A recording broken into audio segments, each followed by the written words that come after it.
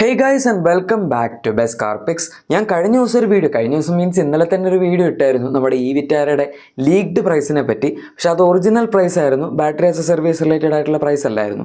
ആ വീഡിയോ ഇട്ട്, അതായത് ഞാൻ അപ്ലോഡ് ചെയ്ത് പബ്ലിക് ആക്കിയ 15 മിനിറ്റ് കൊണ്ട് തന്നെ അവർ ഇതിൻ്റെ ഒഫീഷ്യൽ പ്രൈസും പറഞ്ഞു.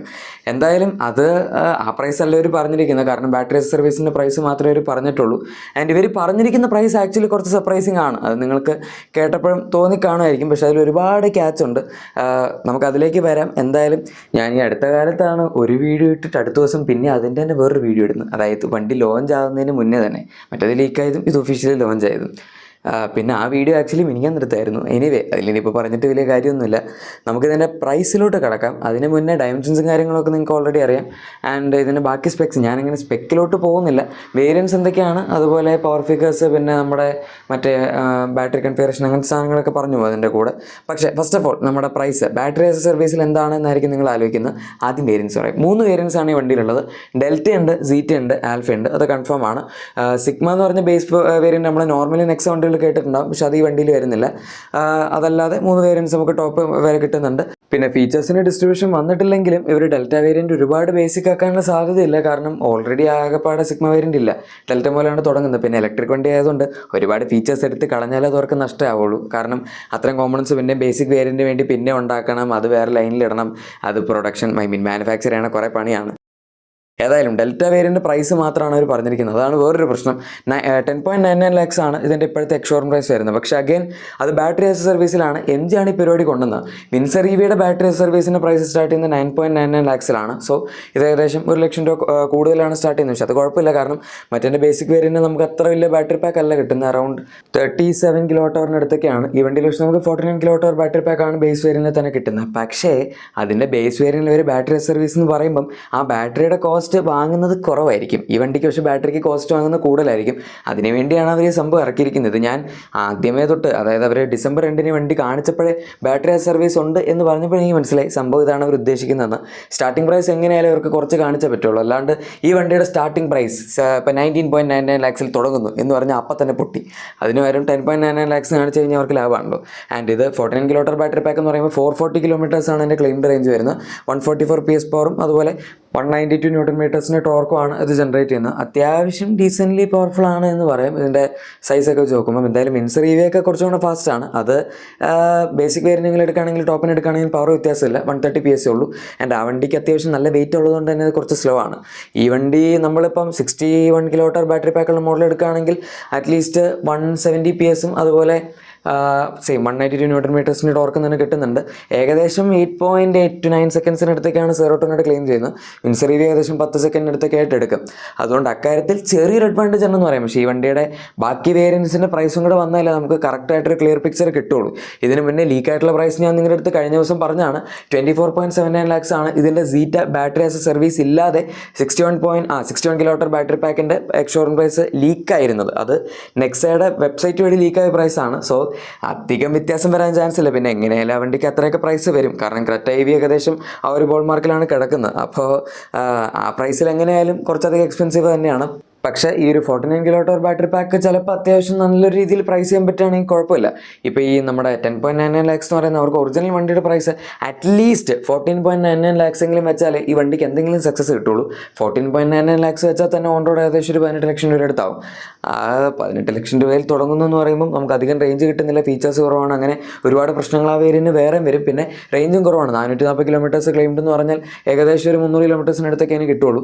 ലോങ് റേഞ്ച് എടുക്കുകയാണെങ്കിൽ നമുക്ക് മാക്സിമം റിയൽ ലൈഫ് റേഞ്ച് ഏകദേശം 400 km അടുത്തൊക്കെ ഒരു 543 km ആണ് അതിന് ക്ലെയിം ചെയ്യുന്നത്. അതേറെ ക്ലെയിമാണ്. അത് പിന്നെ എല്ലാ കമ്പനികളും ഇപ്പോൾ ഏകദേശം അങ്ങനെയൊക്കെ തന്നെയാണല്ലോ. പറയുന്ന റേഞ്ചൊന്നും എന്തായാലും കിട്ടാറില്ല. എനിവേ, ഇവരുടെ ആദ്യത്തെ ഇലക്ട്രിക് വാഹനം എന്നുള്ള രീതിയിൽ നോക്കുകയാണെങ്കിൽ ഈ വണ്ടിയുടെ സക്സസ് ഇനിയിപ്പോൾ നമ്മൾ കണ്ടറിയേണ്ടി വരും. പണ്ടൊക്കെ നമ്മൾ പറഞ്ഞ പോലെ മാരുതിയുടെ വണ്ടി വരുന്നു, ഇലക്ട്രിക് സെഗ്മെൻറ്റ് കംപ്ലീറ്റ് കീഴടക്കുന്നു എന്നുള്ളൊരു സംഭവമൊന്നും എന്തായാലും നടക്കാൻ പോകുന്നില്ല. ഇവരൊരു EV റവല്യൂഷൻ കൊണ്ടുവരും നിങ്ങൾ പ്രതീക്ഷിക്കുന്നുണ്ടെങ്കിൽ അത് ഈ അടുത്ത കാലത്തൊന്നും ഏതായാലും നടക്കില്ല.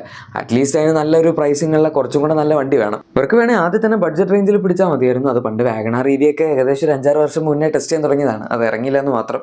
അത് ബഡ്ജറ്റ് റേഞ്ചിൽ ഏകദേശം ടിയാഗോ EVയുടെ അല്ലെങ്കിൽ കൊമറ്റി MPV ഒക്കെ റേഞ്ചിൽ പിടിക്കാൻ നോക്കിയിരുന്നെങ്കിൽ ചിലപ്പോൾ കുറച്ചും കൂടി നന്നായേനെ. കാരണം ഇവരിപ്പോൾ ഈ ഒരു സെഗ്മെൻറ്റിൽ വണ്ടി ടാർഗറ്റ് ചെയ്തിരിക്കുന്നുണ്ട്. ഒരുപാട് ഫീച്ചേഴ്സ് ഇഷ്ടംപോലെ കമ്പനികൾ, ഇപ്പോൾ നമ്മുടെ മഹീന്ദ്രയുടെ BE റേഞ്ച് ആയിക്കോട്ടെ, XUV സീരീസ് ആയിക്കോട്ടെ, അതുപോലെ നമ്മുടെ ഈവൻ MGയുടെ വിൻസർ EV ആണെങ്കിൽ അത്യാവശ്യം ഫീച്ചേഴ്സ് ഉണ്ട്. പിന്നെ ടാറ്റയുടെ ഇലക്ട്രിക് വണ്ടികളായിക്കോട്ടെ, അങ്ങനെ മിക്ക വണ്ടികളും ഇഷ്ടം പോലെ ഫീച്ചേഴ്സാണ് നമുക്ക് ഈ ഒരു പ്രൈസ് പോയിന്റിൽ കിട്ടുന്നത്. പക്ഷേ ഇവരെ സംബന്ധിച്ചിടത്തോളം ഇതിൻ്റെ അകത്ത് പാനോറമിക് സൺറൂഫ് ഇല്ല, ചെറിയ സിംഗിൾ പെയിൻ ഗ്ലാസ് റൂഫാണ് വരുന്നത്. പിന്നെ അങ്ങനെ പറയത്തക്ക എക്സ്ക്ലൂസീവ് ആയിട്ടുള്ള ഫീച്ചേഴ്സ് ഒന്നുമില്ല. അങ്ങനെ ഭയങ്കര ബേസിക് ആയിട്ടുള്ളൊരു വണ്ടിയാണ്. നമ്മൾ ഇപ്പോൾ ഈവൻ ഹാരിയർ EV അല്ലെങ്കിൽ നമ്മുടെ V6 എന്ത് വെച്ച് കമ്പയർ ചെയ്താലും ഇതിന് ആക്ച്വലി ഫീച്ചേഴ്സ് കുറവാണ്. ഈവൻ ബാറ്ററി വാറണ്ടിയും അവർ പറയുന്ന കുറവാണ്. 8 വർഷം ഓർ നമ്മുടെ മറ്റേ 1 lakh കിലോമീറ്റേഴ്സിൻ്റെ വാറണ്ടി, അതാണ് ഇവർ ഇപ്പോഴും കൊടുക്കുന്നത്. ബാക്കി എല്ലാ കമ്പനികളും ലൈഫ് ടൈം വാറണ്ടി, 10 വർഷത്തിന് മുകളിൽ വാറണ്ടിയൊക്കെ പറയുന്നുണ്ട്. ആ സമയത്ത് ഈ വാറണ്ടി കൊടുക്കുക എന്ന് പറഞ്ഞാൽ തന്നെ കുറച്ച് മോശമായി പോയി. BYDയുടെ ബാറ്ററിയാണ് ഇവർ ഉപയോഗിക്കുന്നത്. എന്നിട്ട് എന്തുകൊണ്ടാണ് ബാറ്ററി വാറണ്ടി കൊടുക്കാൻ പറ്റാത്തതെന്ന് അറിയില്ല. ചിലപ്പോൾ ബാക്കി വണ്ടികൾക്കും ഇവർ വളരെ കൺസർവേറ്റീവ് ആയിട്ട്, പണ്ട് 2 വർഷമായിരുന്നു, ഇപ്പോൾ 3 വർഷമെങ്കിലും കൊടുക്കുന്നുണ്ട്. ഇതിനും സ്റ്റാൻഡേർഡ് വാറണ്ടി 3 വർഷം തന്നെ വരുന്നുള്ളൂ. 3 വർഷം 60,000 കിലോമീറ്ററാണ് വണ്ടിയുടെ വാറണ്ടി വരുന്നത്. അത് ബാക്കി എല്ലാ വണ്ടികളും അങ്ങനെ തന്നെയാണ്. അതൊക്കെ വെച്ച് നോക്കുമ്പോഴായിരിക്കും അവർ എന്തിനിപ്പോൾ നമ്മൾ ചുമ്മാ ബാറ്ററിക്ക് ഒരുപാടൊക്കെ കൊടുക്കുന്നത്, ഇതൊക്കെ ഇച്ചിരി കൂടുതലല്ലേ എന്ന് വിചാരിച്ചിട്ട് ഈ റേഞ്ചിൽ തന്നെ പിടിച്ചത്.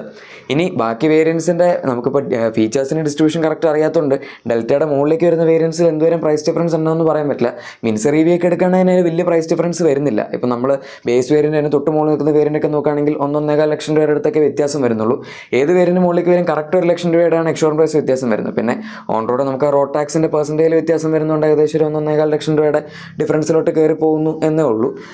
സോ അങ്ങനെയൊക്കെ നോക്കുകയാണെങ്കിൽ ഈ വണ്ടിയും അങ്ങനെ 1 ലക്ഷം രൂപയുടെ പ്രൈസ് ക്യാപ്പിലാണ് അവർ ഇറക്കുന്നതെങ്കിൽ വലിയ കുഴപ്പമില്ല എന്ന് നമുക്ക് പറയാം. 10.99 lakhs ഒരു 14.99 lakhs വരികയാണെങ്കിൽ ഇതിൻ്റെ സീറ്റ മോഡൽ അത് 61 kWh ബാറ്ററി പാക്കിൽ മാത്രമേ ഉള്ളൂ എന്നറിയില്ല കേട്ടോ. ചിലപ്പോൾ 49 കൊടുക്കുമായിരിക്കും. 49 കൊടുക്കുകയാണെന്നുണ്ടെങ്കിൽ നമുക്കൊരു 17.99 lakhs വെച്ച് പ്രതീക്ഷിക്കാം.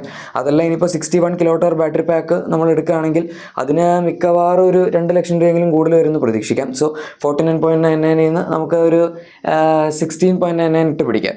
അതിൻ്റെ കൂടെ പിന്നെ 1 ലക്ഷം വെച്ച് ഇൻക്രിമെൻറ്റ് ചെയ്യുകയാണെങ്കിലും നമുക്ക് ആ ഒരു 20 lakhs ആയിട്ട് വേണമെങ്കിൽ തീർക്കാൻ പറ്റും. പക്ഷെ അതവർ തീർക്കണം. 19.99 lakhs മുകളിൽ ഇതിന് ടോപ്പ് എൻഡിന് എക്സ്ഷോറൂം പ്രൈസ് പോകുകയാണെങ്കിൽ പിന്നെ പറഞ്ഞിട്ട് കാര്യമില്ല. ഏകദേശം കാര്യത്തിലൊരു തീരുമാനമാവും. അതായത് ഞാൻ പറഞ്ഞു വന്നതിന് ഒറ്റ ഉദ്ദേശമുള്ളൂ, ആ ലീക്കായി വന്ന പ്രൈസ് ആയിരിക്കരുത് ഈ വണ്ടിയുടെ ഒറിജിനൽ പ്രൈസ്. പിന്നെ ചാർജിങ് നെറ്റ്വർക്ക് അവർ 1 വർഷത്തെ ഫ്രീ ചാർജിങ് സർവീസ് കൊടുക്കുന്നുണ്ട്. നിങ്ങൾ മാരുതിയുടെ ഹബ്ബിൽ പോയി കഴിഞ്ഞാൽ ഫ്രീ ആയിട്ട് ചാർജ് ചെയ്യാൻ പറ്റും. 1200 മുകളിൽ സിറ്റീസിലായിട്ട് ഇപ്പോൾ 2000 ചാർജേഴ്സ് അവർ സെറ്റപ്പ് ചെയ്തിട്ടുണ്ട്. അത് 2030 ആകുമ്പോഴേക്കും അഗൈൻ 1 ലക്ഷത്തിന് മുകളിൽ ചാർജേഴ്സ് ആക്കും എന്ന് സുസുക്കി പറഞ്ഞിട്ടുണ്ട്. അതൊക്കെ നടക്കുമായിരിക്കും. കാരണം അവർക്ക് നല്ലൊരു വൈഡ് സർവീസ് നെറ്റ്വർക്ക് ഉണ്ടല്ലോ. അപ്പോൾ അവിടെ ഓരോ ഡീലർഷിപ്പിലും ഓരോ ചാർജർ വെച്ച് സെറ്റ് ചെയ്ത് തന്നെ അത്യാവശ്യം നല്ലൊരു അതിൽ നിന്ന് നമുക്ക് മറ്റേ ഔട്ട്പുട്ട് കിട്ടും ചാർജേഴ്സിൻ്റെ. ഇപ്പോൾ ടാറ്റ അല്ലെങ്കിൽ ബാക്കി ആരും നോക്കിയാലും അത്ര ഒരു ഇത് കിട്ടിക്കൊള്ളണമെന്നില്ല. സുസുക്കിയുടെ ഡീലർഷിപ്പിന് ആ ഒരു റീച്ച് ഉണ്ട്. പിന്നെ ചാർജിങ് മാത്രം എപ്പോഴും പറഞ്ഞുകൊണ്ടിരുന്നിട്ടും വലിയ കാര്യമില്ല. ബൈ ദ വേ ഇതിനകത്ത് 70 kW വരെയുള്ള ഫാസ്റ്റ് ചാർജിങ് സപ്പോർട്ടാണ് കിട്ടുന്നത്. അത് അത്ര ഫാസ്റ്റ് അല്ല, സ്റ്റിൽ നമുക്ക് 10 to 80% ചാർജ് ചെയ്യാൻ അവർ ക്ലെയിം ചെയ്യുന്ന 45 മിനിറ്റ്സിനടുത്താണ്. പിന്നെ 7.4 kWh AC ഹോം ചാർജറാണ് അവർ പ്രൊവൈഡ് ചെയ്യുന്നത്. അതിൻ്റെ അകത്ത് നമുക്ക് 49 kWh ബാറ്ററി പാക്ക് ആണെങ്കിൽ സെയിം 10 to 80% എത്താൻ അവർ ക്ലെയിം ചെയ്യുന്നത് 6.5 hours. അതുപോലെ 61 kWh ബാറ്ററി പാക്ക് ആണെങ്കിൽ 10 to 80% എത്താൻ 9 hours ആണ് അവർ ക്ലെയിം ചെയ്യുന്നത്. സോ ചാർജിങ് ടൈമൊന്നും വലിയ കുഴപ്പമില്ല. പിന്നെ എപ്പോഴും ചാർജിങ് എന്ന് പറഞ്ഞുകൊണ്ടിരുന്നിട്ടും വലിയ കാര്യമില്ല. വണ്ടിയുടെ ഓവറോൾ സ്പെക്സും സാധനങ്ങളൊക്കെ നല്ലതാണെങ്കിൽ ആൾക്കാർക്ക് ഇത് എടുക്കാനും തോന്നുള്ളൂ. പിന്നെ ഓവറോൾ റിലയബിലിറ്റിയുടെ കാര്യം നമുക്ക് ഇപ്പോൾ ആക്ച്വലി പറയാൻ പറ്റില്ല. കാരണം ഇവരുടെ ആദ്യത്തെ ഇലക്ട്രിക് വണ്ടിയാണിത്. സംഭവം ബാറ്ററിയൊക്കെ സോഴ്സ് ചെയ്തിരിക്കുന്ന BYD എന്നാണ്. ഇവർ റിലയബിലിറ്റി അധികം കോംപ്രമൈസ് ചെയ്യേണ്ട കാര്യമൊന്നുമില്ല. വണ്ടി എങ്ങനെയാലും ഓടുമായിരിക്കും. പക്ഷേ എന്തൊക്കെ പറഞ്ഞാലും ആദ്യത്തെ വണ്ടിയാകുമ്പോൾ അതിൻ്റേതായിട്ടുള്ള കുറച്ച് പ്രശ്നങ്ങൾ ഏത് കമ്പനിക്കായാലും വരുമല്ലോ. എനിവേ നിങ്ങളുടെ എക്സിസ്റ്റിംഗ് വാഹനത്തിന് എന്തെങ്കിലും ആക്സറീസോ ക്ലീനിങ് പ്രോഡക്ട്സ് ഒക്കെ ആണെങ്കിൽ നമ്മുടെ ഡിസ്ക്രിപ്ഷൻ അല്ലെങ്കിൽ പ്രൊഡക്ട്സ് ആയി ചെക്കൗട്ട് ചെയ്തേക്കാം. വീഡിയോ ഇഷ്ടപ്പെട്ടെങ്കിൽ ഉറപ്പായിട്ടും ലൈക്കും സബ്സ്ക്രൈബും ഷെയർ ഒക്കെ ചെയ്യാൻ നമ്മളെ സപ്പോർട്ട് ചെയ്യാൻ മറക്കണ്ട.